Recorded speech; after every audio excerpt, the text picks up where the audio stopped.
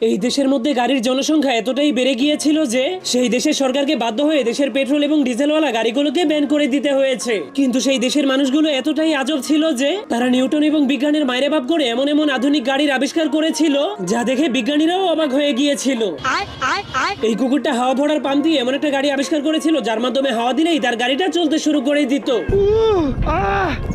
আর এই পালোয়ান তার গাড়ির মধ্যে ব্যায়াম করতে শুরু করে দিলেই তার গাড়িটা চলতে শুরু করে দিত।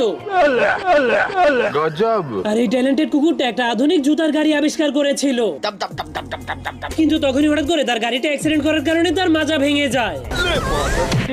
এমনকি সেই দেশের বাচ্চারাও একটা দোলনা খাওয়ার গাড়িতে চড়ে প্রতিদিন দোলনা খেতে খেতে স্কুলে যেত।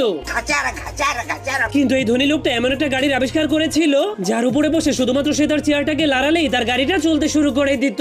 মাশাআল্লাহ, क्या कारीगरी है। কিন্তু এই লোকটার আবিষ্কার করা এই দোলনা গাড়িটা অনেক ভয়ঙ্কর ছিল, কারণ সে যখনই অনেক মজা করে দোলনা খেতে খেতে তার গাড়ি